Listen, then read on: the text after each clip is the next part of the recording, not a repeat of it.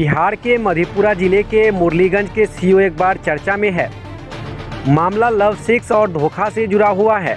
इसके बाद सीओ से धोखा खाई प्रेमिका सीओ साहब से मिलने के लिए 7 दिनों से अंचल कार्यालय से लेकर उनके आवास का चक्कर लगा रही है। इधर सीओ साहब लड़की के आने की भनक मिलते ही घर और अपने कार्यालय में ताला लगाकर चुनाव ड्यूटी के बहाने गायब है।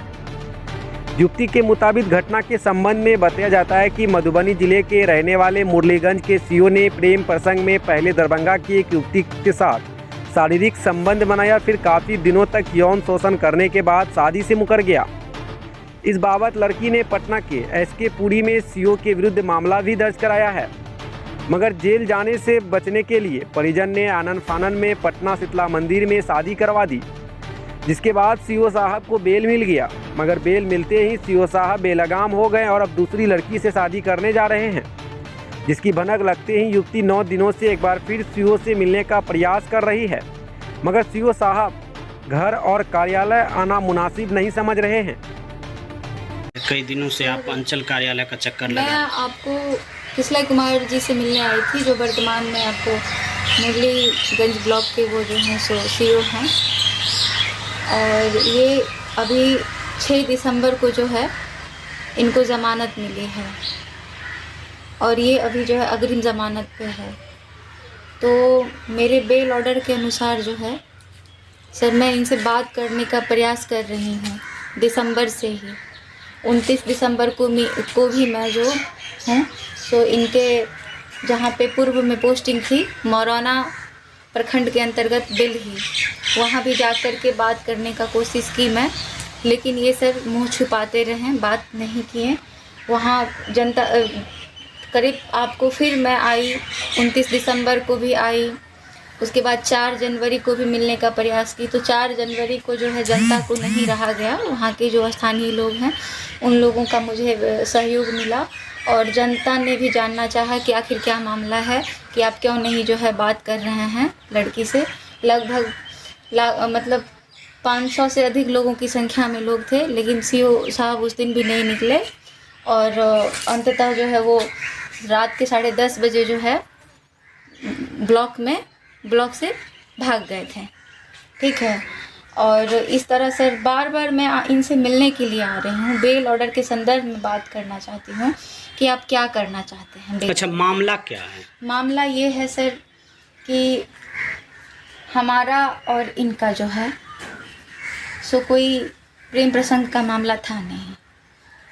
ये आपको मेरे साथ कुकृत्य को अंजाम दे करके 15 दिनों के अंदर में जो है पूरी फैमिली को मना लिए और उसके बाद जो है हमसे शादी के लिए बात की। पूरी फैमिली भी इनकी रेडी हो गई, तैयार हो गई। सभी लोगों से इन्होंने परिचय पात्र कराया और फिर जब फिर हम लोगों की पढ़ाई जारी रही, उस समय इनकी कोई पोस्टिंग वगैरह नहीं थी। और फिर इनका जो है 2021 में इनका इंटरव्यू हुआ बीपीएससी आयोग, तो मैं इनके साथ गई। मैं, इनके पिताजी और इनके ममेरे भाई और भी इनके मित्रगण गए थे। इनका भी इंटरव्यू हो गया। ठीक है, मैं भी आपको मुख्य परीक्षा दी थी 65वीं, तो इनका रिज़ल्ट आ गया, मेरा नहीं आया। तो फिर मैंने इनसे जो है व्यंग्यात्मक रूप से पूछा भी कि जो अब तो मतलब आप तो मतलब शादी वादी नहीं करेंगे ये वो। तो बोले नहीं, ऐसा कुछ नहीं है कि हम जो है सो आप ही से शादी वादी करेंगे। फिर बात शादी की चलने लगी। बीच में इनके दादाजी का देहांत हो गया। अब 1 साल तक तो हिंदू रीति रिवाज के अनुसार कुछ होगा नहीं। 2022 में जो है इनके दादाजी का जो है बरखी होने के बाद जो है सो आपको हुआ क्या कि फिर मैंने इनसे कहा कि बात कीजिए पिताजी से। तो ये जो है सो फिर बातचीत किए, हमको बोले टालते गए। इस तरह मैं आपको फिर 23 आ गया फरवरी 2023 में, बोले कि पिताजी आपसे जाएंगे मिलने के लिए, लेकिन भाई जी हमसे कोई मिलने नहीं आया। ठीक है, 6 अप्रैल को ये मेरे रूम पे आते हैं, मुझे आश्वासन देते हैं कि हाँ चिंता नहीं करूँ, सब कुछ ठीक हो जाता है, कि नहीं होगा तो तत्काल हम लोग कोर्ट मैरिज कर लेते हैं। और दीदी की शादी करने के बाद जो है, दीदी यानी इनकी बहन ऋतुप्रिया, इनकी शादी करने के बाद हम लोग शादी कर लेंगे। तो मुझे कोई ऐतराज़ नहीं रहा, मैंने कहा ठीक है। इसी बीच में मुझे सर पता चला 5 जून को जो है कॉल आया इनके परिवार से कि जो वैदेही तुमको पता है कि ये इंगेजमेंट कर रहा है, कि लड़की महिला दरोगा है, और उस समय में उस लड़की की पूर्व पोस्टिंग थी सुपौल में सर, अच्छा। दरोगा है, ठीक है। तो उन्होंने कहा कि उसके साथ ही इंगेजमेंट कर रहा है, तो मुझे यकीन नहीं हुआ इस बात का सर। फिर मैं इसकी जांच पड़ताल करना आरंभ की, और उसके बाद ही मैं सर इन पे नज़र रखने लगी। फिर आपको जुलाई ये मैं इनके डेरा पे गई, इनके बहन वहन से बात की, तो उन्होंने कहा कि नहीं ऐसी कोई बात नहीं है।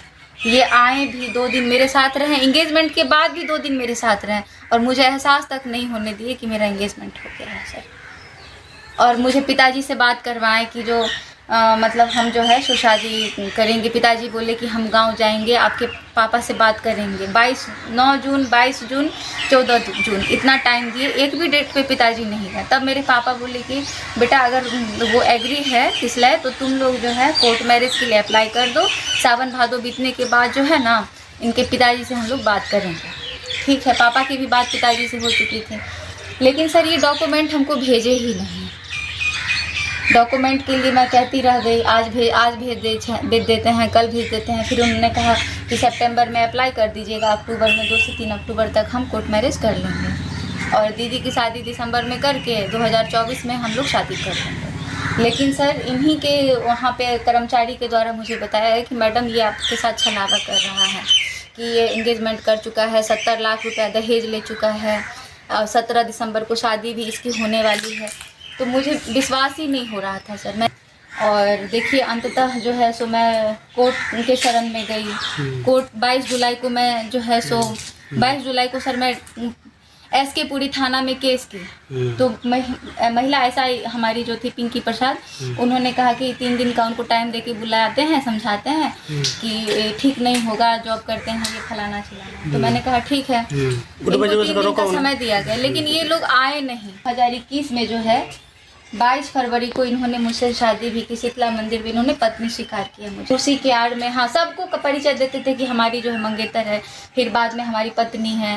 यदि इनको उस बात से प्रॉब्लम था तो ये 4 साल क्यों रहे मेरे साथ, कहिए आप। वो 2 महीना बाद भी कह सकते हैं कि हम आपसे शादी नहीं कर सकते हैं, क्यों नहीं जवाब दे रहे हैं। चलिए आखिरी में आप जिन पर आरोप लगा रहे हैं उनका नाम और पूरा परिचय बता दीजिए। सर उनका नाम है किसलय कुमार, और वो मधुबनी जिला के अंतर्गत भपटियाही गांव के निवासी है, थाना लोकही के अंतर्गत पड़ता है। लेकिन वर्तमान में वो लोग घर बना करके निर्मली, साकिब निर्मली थाना चौक पे रहते हैं, वार्ड नंबर 5 का है। वर्तमान में मुरलीगंज अंचलाधिकारी। हाँ, और मुरलीगंज में अभी ये अंचलाधिकारी है।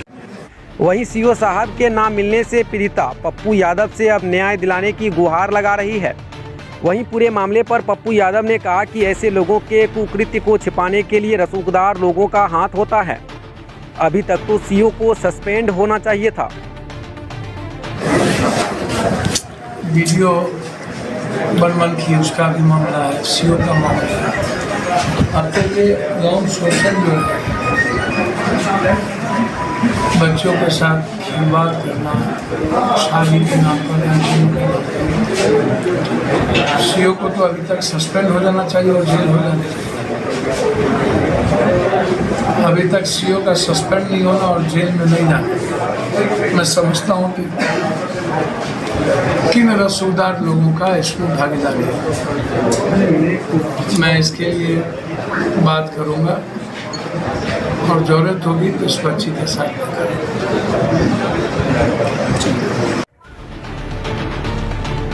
अब देखना यह है कि युवती को कब तक इंसाफ मिलता है या सरकारी बाबू होने का फायदा CO साहब को मिलता है।